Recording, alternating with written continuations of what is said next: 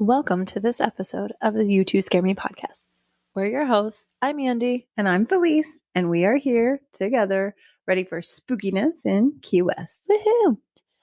So today, as I was preparing for you to come over, I felt like it was the first time. I'm so excited and nervous. I was, I felt like I was moving slow and I couldn't remember everything we needed. Oh, And I was like, where's this? What do I do with that? oh yeah. And so on. So no promises about anything in this episode. Yeah. Well, and then also I called you. Oh, yeah. I called Andy. Okay. So I think we've told you that we always have to do this after bedtime for the little ones.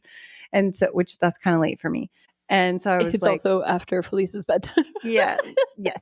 And so I was like laying on the couch watching a movie and I knew I had to get up, but then I was like, is it tonight? Are we doing it tonight? So I called Andy. I was like, are we doing this tonight? And she's like, yeah. And I said, oh, do we have something tomorrow? And we actually have a big event tomorrow. We have a big thing tomorrow for our podcast.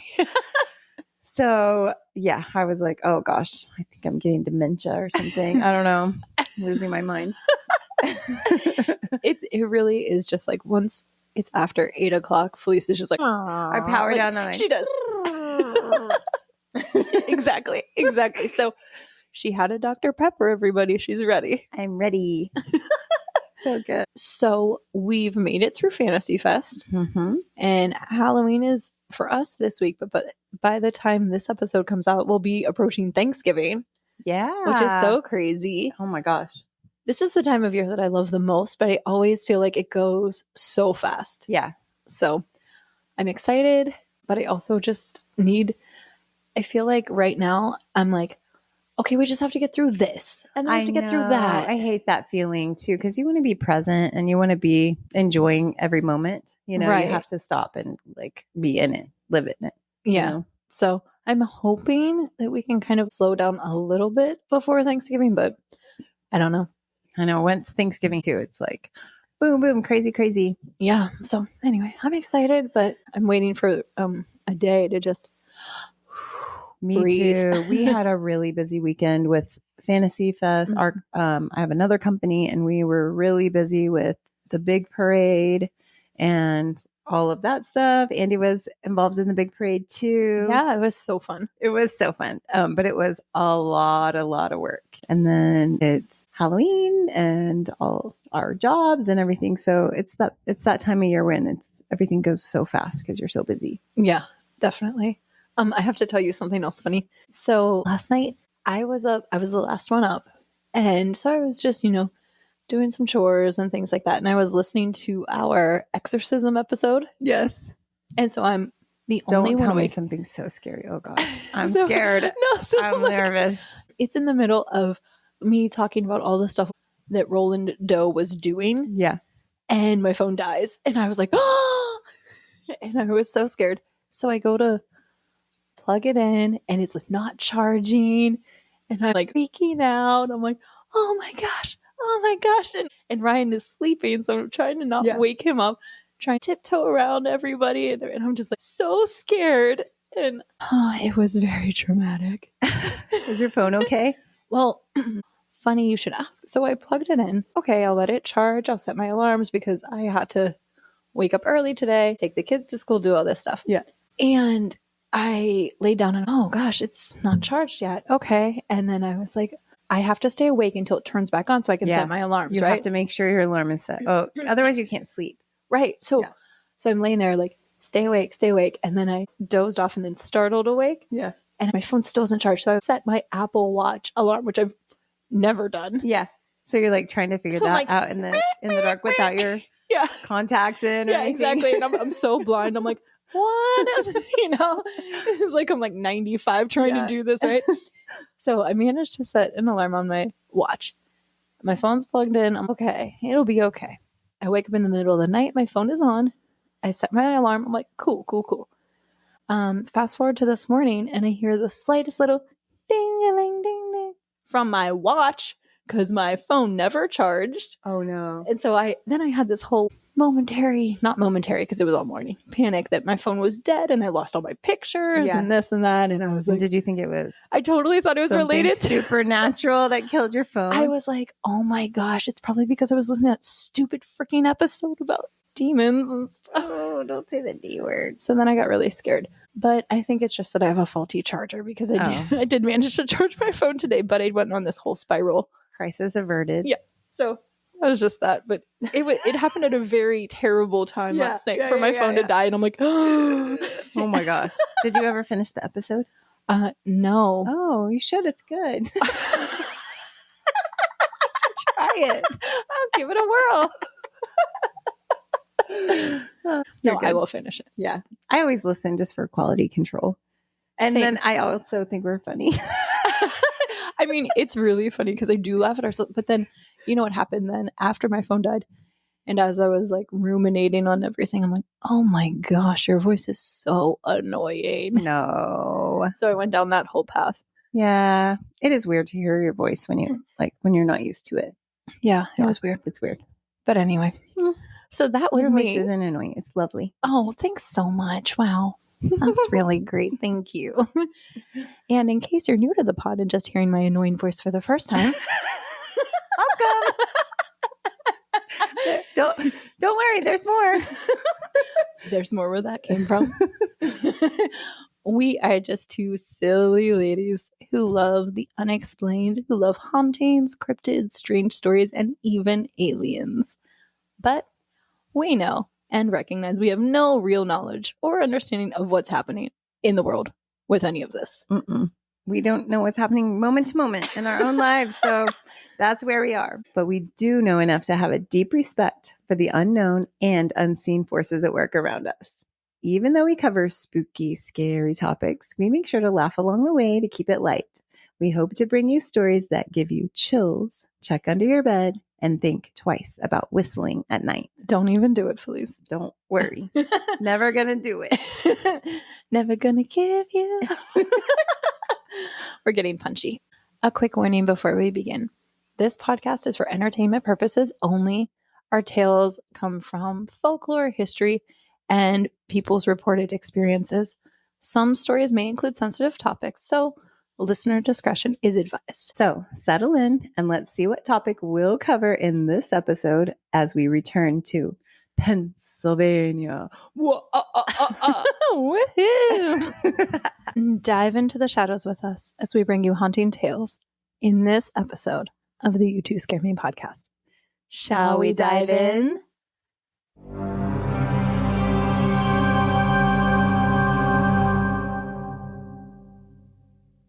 Today we dive into a Pennsylvania story that takes place 20 minutes from my hometown, but decades before I was born. At 4:47 p.m., December 9th, 1965, a fiery object streaked across the early evening sky over the Midwest. Ooh. You're going to be shocked. You're going to love it. I already know. Witnesses across Michigan, Ohio, Ontario, and Pennsylvania reported seeing a bright fireball moving northwest to southeast. People in various states reported grass fires and hot metal debris, with people in the Pittsburgh area reportedly hearing a sonic boom. In the small rural community of Kecksburg. Let's see your shirt. Let me model for you. Here it is. Thank you. Oh, very cute. Thank you. What's it say? The Kecksburg incident. Oh, okay. In the small rural community of Kecksburg, about 40 miles southeast of Pittsburgh, people watched the object descend. Kecksburg is in Mount Pleasant Township, which is where my mom grew up. In Mount Pleasant, not in Kecksburg. Okay. At the time, Kecksburg had approximately 500 residents. Those residents described the object as glowing orange, trailing smoke, and appearing to be guided while making a level descent away from residential areas. They said the object appeared to make several turns before it ended up coming to rest in the woods of Kecksburg. Okay. The first people at the scene were neighbors, volunteer firefighters, and local police. Local resident James Romansky, then a young volunteer firefighter, was among those who rushed toward the crash site. He expected to find a plane wreck, but reportedly found something much different. Ooh, what did he find? He and other witnesses reported finding a burnt, bronze-colored acorn-shaped object about the size of a VW car or pickup truck. It didn't have any visible doors or windows, rivets, or seams. They said that near the bottom, they saw strange markings or symbols that resembled hieroglyphics. Oh, How that's cool. Yeah, that's cool. Romansky said, quote, "I'm looking at it. What the heck is it? This is no airplane." He reported he got a few feet from the object but did not touch it. As about 8 or 9 firefighters inspected the scene, 2 men in trench coats, one carrying a square box, reportedly came over the hill. Okay. The plot thickens. This is a wild one. Wow. Romansky said that the men said, quote, "You're ordered out of the area." Romansky went on to say, "In my mind, in my heart, I know what I saw. Ain't nobody going to convince me different." Oh, wow. Yeah. He's serious about it. Interviews with him appear all over the place. Others say they saw the same thing. And then the army arrived. It's reported that within an hour, uniformed men circled the perimeter and military trucks sealed off the area. When curious onlookers asked what was going on, they were told nothing. And state police told residents to go home. Jason Hayes was 10 and playing football when the object crashed. Hayes reported that a group of military men set up their command center in his family's 2-story house overlooking the woods. In the house? They commandeered it. No way. He said the first thing they did was tell my parents to send us kids to bed. Well, naturally, I was excited by all the goings-on, and our bathroom was downstairs. I made quite a few trips to the bathroom that night. That sounds kind of familiar with how we started our podcast tonight. We had many tiny little visits from tiny little visitors. Yes. Before we started. They needed water. Extra smoochies. Yes. Getting tucked in. I'm afraid of the dark. Yeah. Interesting facts. One more thing. Yeah. Yes. It was one of those nights. Yes. So that's this guy too. He's like, "I need another drink of water. What are you guys doing in there?" I can totally picture it, right? And I'm picturing kind of, I know it's not quite the right era, but like Mad Men kind of vibe, remember the show? Yeah. He also said there were a lot of men in uniforms and there were some men in suits. And it was clear that the men in suits were in charge of everything. They were over top of the military and they had a lot of clout. Ooh. Who are those men? Oh my goodness. Hayes reportedly watched the exciting events out of his bedroom window. So he's checking out. He's like, "What's going on in the woods? What's going on out there?" Right? Yeah. He said, "I couldn't see down into the hollow where they were at, but I did see 6 guys in radiation suits take a box down there. I didn't see them bring it back out." Ooh, it's like E.T. I know. It's Remember that in E.T. when they came and they like commandeered the whole neighborhood and stuff? Oh my god! And they're all in those suits. Wow. What if this inspired E.T.? Ooh, maybe it did. Another member of the Hayes family, Lillian Hayes, reported that the men made several calls using the family's telephone, but a later inspection of the family's phone bill showed no evidence of calls that were made.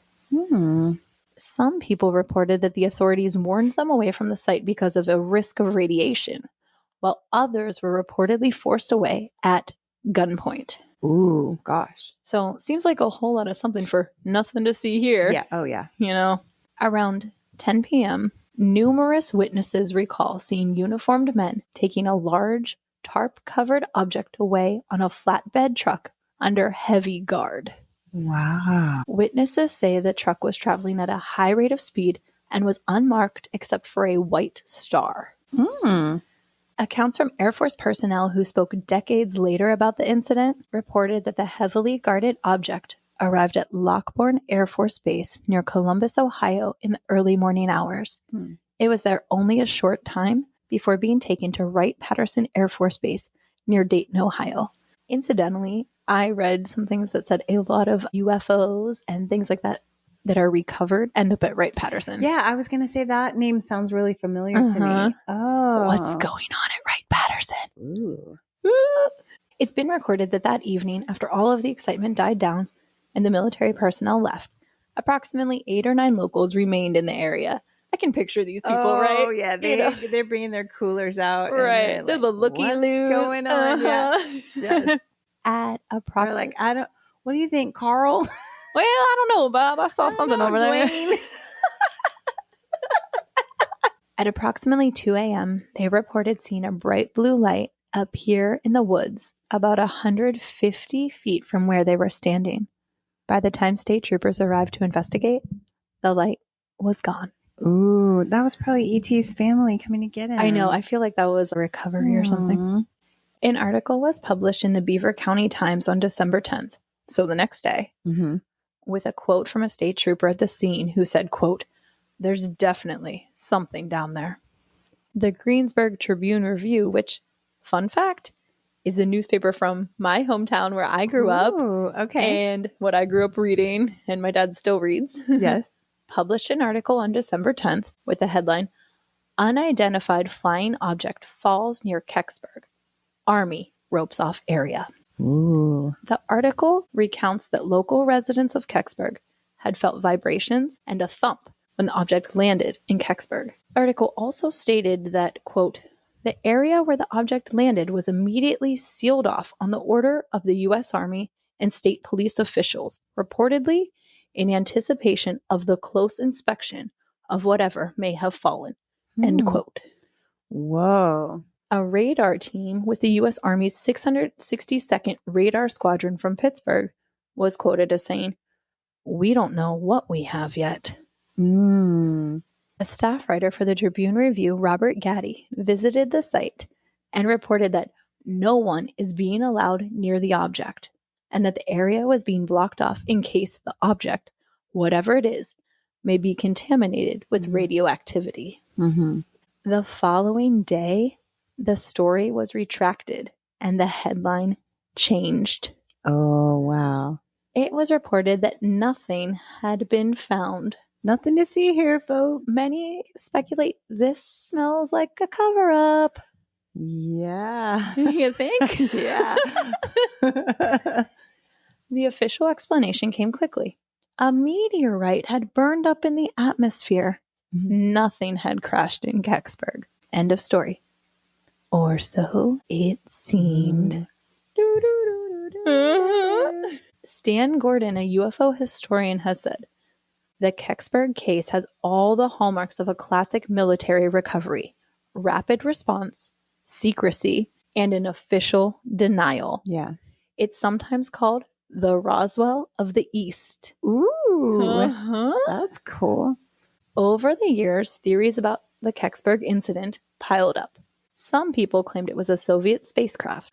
Others said it was a classified U.S. reentry vehicle. NASA records show that on December 9th, 1965, a Soviet Venus probe called Cosmos 96 re-entered Earth's atmosphere. It had a distinctive acorn-like shape, eerily similar to what witnesses described. But there's a problem. According to U.S. tracking data, Cosmos 96 came down over Canada 13 hours earlier. But also the item that they had was like, it didn't have any rivets or openings or anything like that. Right. I mean, what we were building as far as satellites and stuff like that back in the 60s, it wasn't that with hieroglyphics on it. Right. You know. And, that's kind of like the heart of the space race time, right? So you would imagine there would be a flag emblazoned on it or things like that, right? So unless that timeline is wrong, that object couldn't have landed in Pennsylvania. Some researchers think that it was part of a secret military program, possibly a reconnaissance capsule or a test reentry vehicle. These projects were heavily classified in the 60s, and the Army's quick appearance could fit that scenario. But no official documents confirm that theory. Astronomers point out that the fireball was seen across several states, consistent with a meteor breaking up in the atmosphere. They argue the object never actually landed in Kecksburg at all. What people saw, they say, were fragments or misidentified debris. But still, that doesn't explain the military presence or those reported symbols. Right. Or the eyewitness account, right? There's so many people, Mhm. right? In the 1990s, investigative journalist Leslie Keane and the Sci-Fi Channel filed a Freedom of Information Act lawsuit against NASA, claiming the agency withheld documents about Kecksburg. Mm. In compliance with the lawsuit, NASA searched for the records before eventually admitting that some records were missing or destroyed. Ooh. I saw in some places they said 2 boxes were missing. And there was also a mention in my research that there is a reference to this in Project Blue Book. Yeah. Where they acknowledged it but didn't provide any other information. Interesting. So it remains unexplained. Ooh. Today, Kecksburg embraces its mystery. Each summer, the town hosts a UFO festival, complete with a replica of the acorn-shaped craft. Fun. The replica of the craft stands near the volunteer fire department, a monument to the night something from the sky came down in the woods, and no one could agree on what it was. Ooh. Fun fact, Ryan and I attended the festival in 2022. Oh, fun. Oh my gosh. We met a lot of Bigfoot hunters, witches, conspiracy theorists, and fellow paranormal enthusiasts. Oh my gosh. And UFO researchers. Yeah. I even purchased a map of the US with cryptid and haunted hotspots and this sweet shirt. Oh my gosh, where's your map? Do you still have it? I have it. Don't worry. We gotta It's look for our at road it. trip. Yeah, we gotta look at it. And here's a photo of us there. Oh my gosh. I actually, you sent that earlier. I did look at it, and at first I was like, what is that? And so we'll post that on our website. Yeah. It will be on our you'll see it on the episode. I couldn't remember when we went, so I did a little search in my photos for UFO. And I'm not even kidding. 3 things came up. Interesting. So then I was like, as I was sitting here, I was like, oh my gosh, what are the other ones? Yeah. And so one was when I screenshotted, I bought tickets to something, and then at the bottom there was an ad about a UFO Star Watch with a local person. And then I apparently took a photo of a book I wanted to read called UFO of God. Wow. Okay. So you're way more into this than we thought that you were.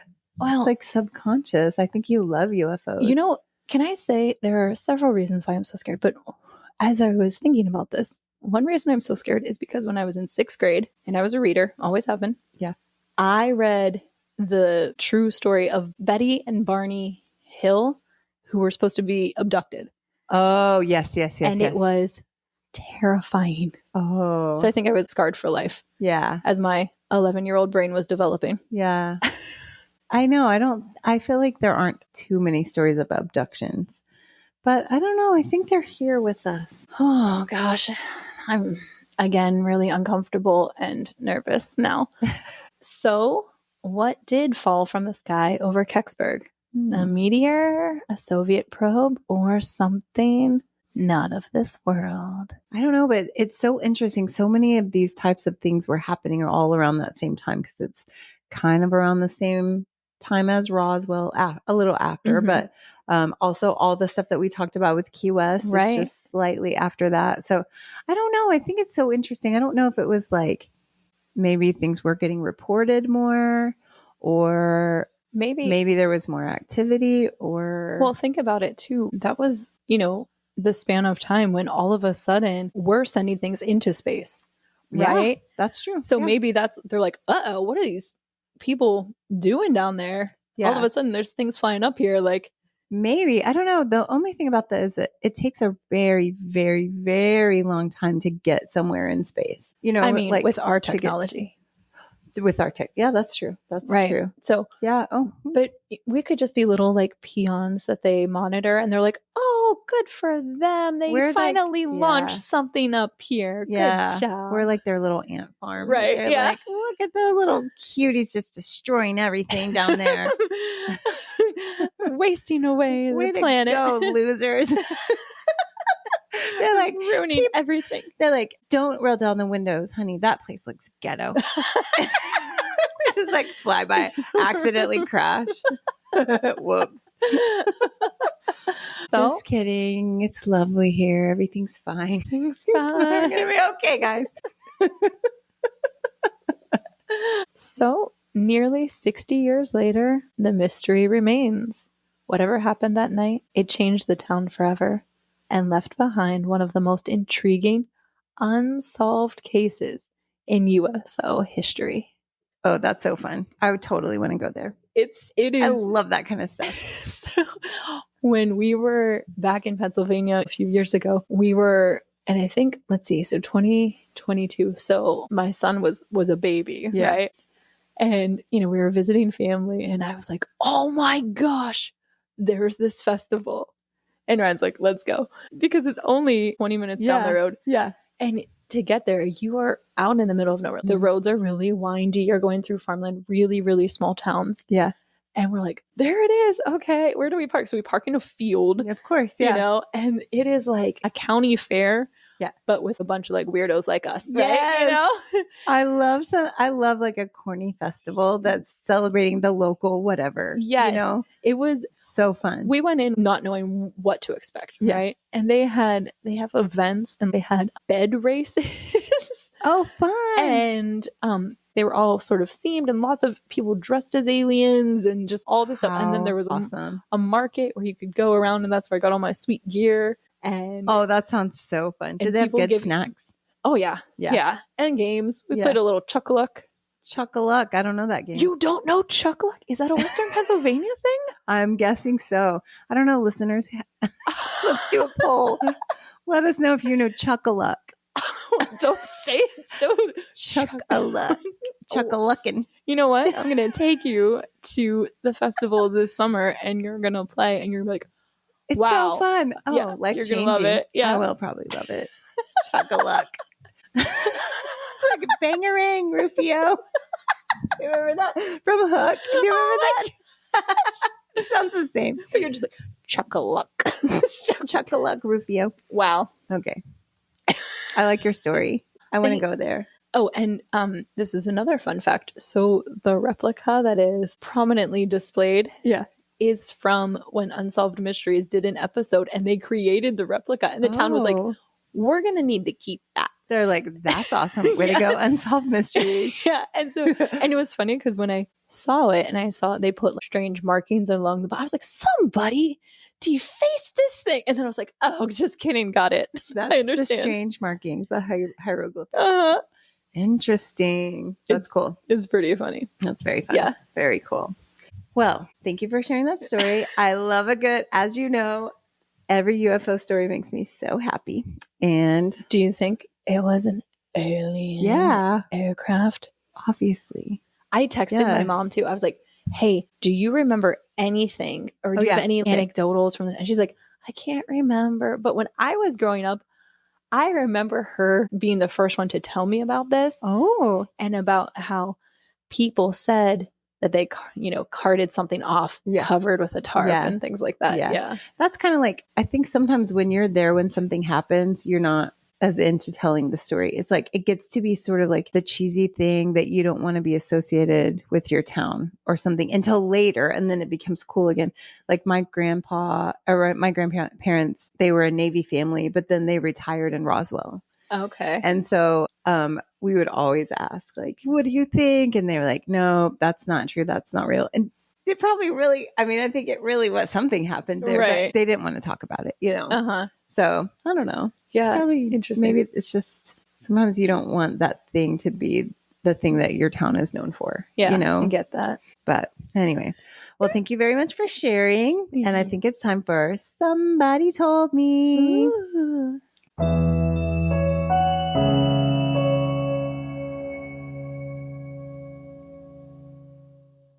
This story is from our friend Josh.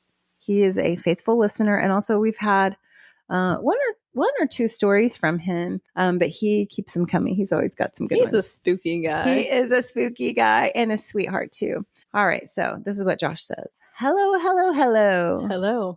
First, I'd like to congratulate the both of you on hosting such a fun, exciting, and successful podcast that seems to have gone worldwide. Actually, it has gone worldwide. We have had listeners in I don't know. Let's just look. We have had listeners in 32 countries so far. That's amazing. Yes. And we just reached one of our sort of milestone goals just this week. Yes. We have 5,000 downloads. Yes. Which is incredible. And we're so excited. So thank you for your support. Yes. Thank you very, very much. And so one of our, like I said, faithful listeners is Josh. So he says, thank you for keeping us on our toes and in touch with what lurks beyond the shadows. As I had said in my previous email, I have had paranormal events happen to me. This particular event took place when I was a young Coast Guardsman stationed on my first ship out of boot camp. Oh, can you just imagine He's Josh? just like so cute. Young, yes. He's just like, doo-doo-doo. Yeah. Like many young Coast Guard men and women, I was excited at the opportunity to join my first cutter crew out of boot camp. The shipboard life is like no other, and I do miss it in retirement. Aw, Josh. That is neither here nor there. Let's get to the good stuff. Oh, okay. Or at least what I call the good stuff now looking back on it. I know it's like sometimes when you're going through like your early life, it seems so hard. But then when you look back, you're like, actually, that was kind of cool. Yeah. So upon reporting aboard the cutter, I was put right to work starting on my watch qualifications.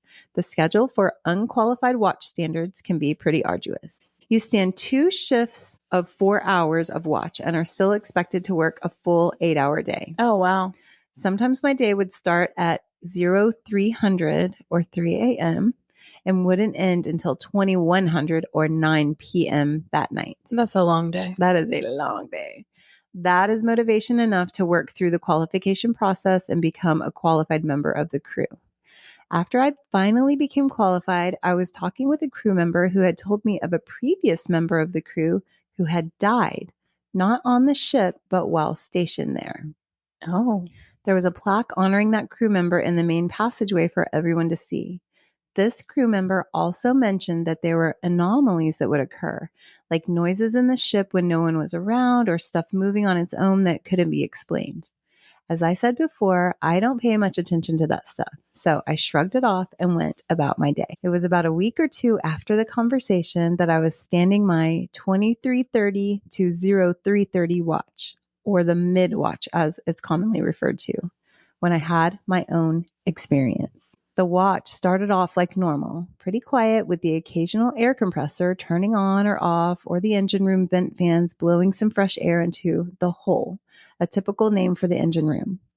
My first 2 rounds of the ship were standard, taking machinery readings and going about the watch duties as normal. But the 3rd round made me think twice about every watch I would have thereafter. Ooh.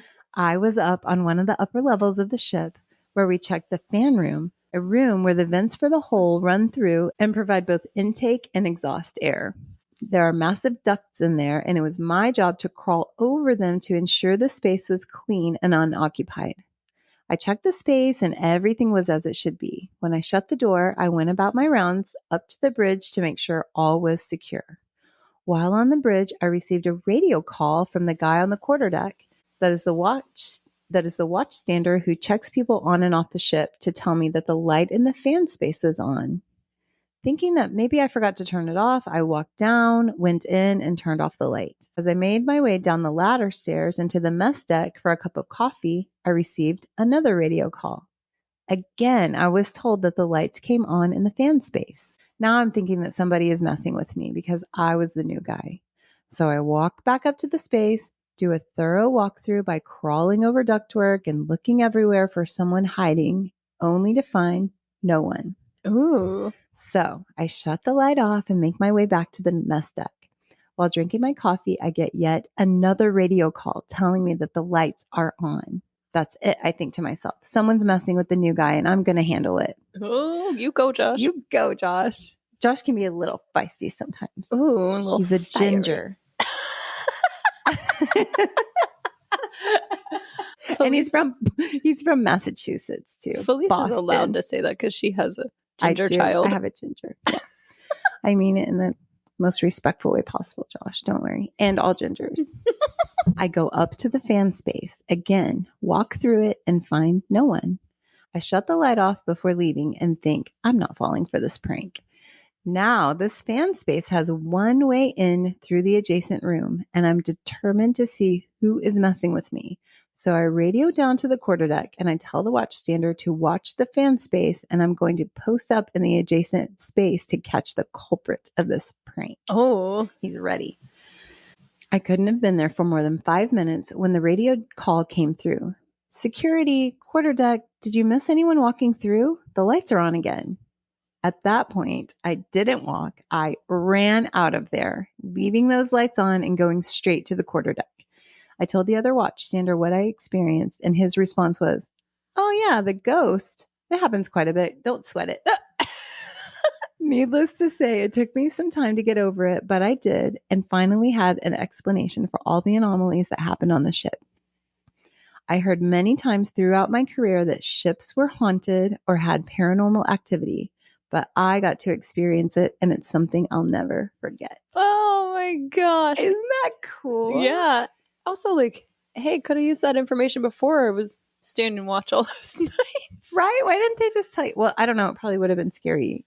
Just as scary if they were Yeah. like, and by the way, there's a ghost that turns on that light. Yeah, You don't probably worry about wouldn't. it. You probably wouldn't believe it anyway. Right. You'd still think that they were messing with you. Yeah. You know. Oh, that's fun. Yeah. Thank you, Josh. Thanks, We love you, Josh. That was awesome. Yeah. Spooky. And thanks so much for listening to and downloading this episode of the You Two Scare Me podcast. Listeners, you can help support us by telling everyone about our podcast. Tell all your friends, acquaintances, family, and randos. Spread the spooky love. Yeah.